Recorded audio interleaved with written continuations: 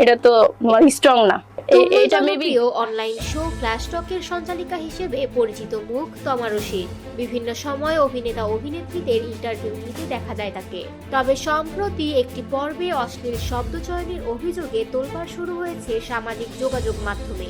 এই অভিযোগের ভিত্তিতে গত 18 মে সুপ্রিম কোর্টের আইনজীবী মোহাম্মদ ওবায়দুল্লাহ আল মামুন সাকিব এক লিগ্যাল নোটিশ পাঠিয়েছেন তমা রশিদের বিরুদ্ধে। নোটিশে উল্লেখ করা হয়েছে ফ্ল্যাশ টকের বিভিন্ন শোতে উপস্থাপিকা আকারে ইঙ্গিতে অশ্লীল শব্দ ও ভাষা ব্যবহার করেন।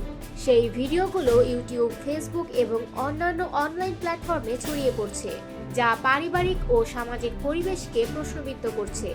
আইনজীবীর মতে এই ধরনের কন্টেন্ট সমাজের নৈতিক ও ধর্মীয় অবক্ষয় তৈরি করছে, বিশেষ করে তরুণদের মধ্যে।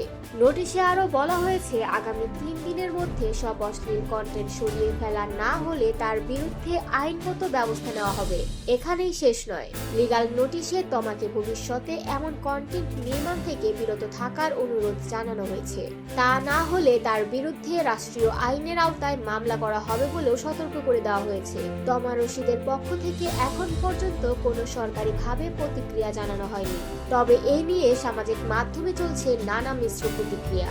কেউ বলছেন মিডিয়ার স্বাধীনতা মানে এই নয় যে সবকিছু বলা যায়, আবার অনেকেই বলছেন এটা তো বিনোদন, এতটা করা হওয়ার কি দরকার। এই বিতর্ক আমাদের মনে করিয়ে দেয় যে কন্টেন্ট নির্মাণের সীমারেখা থাকা উচিত কিনা এবং উপস্থাপক বা নির্মাতার সামাজিক দায়বদ্ধতার প্রশ্নটিও উঠেছে নতুনভাবে। বর্তমানে ইউটিউব, ফেসবুক সহ ডিজিটাল প্ল্যাটফর্মে কন্টেন্ট নির্মাণ ও প্রচারের ক্ষেত্রে নৈতিকতা বনাম ভিড়ের দৌড় নিয়ে এক ধরনের টানাপোড়েন চলছেই।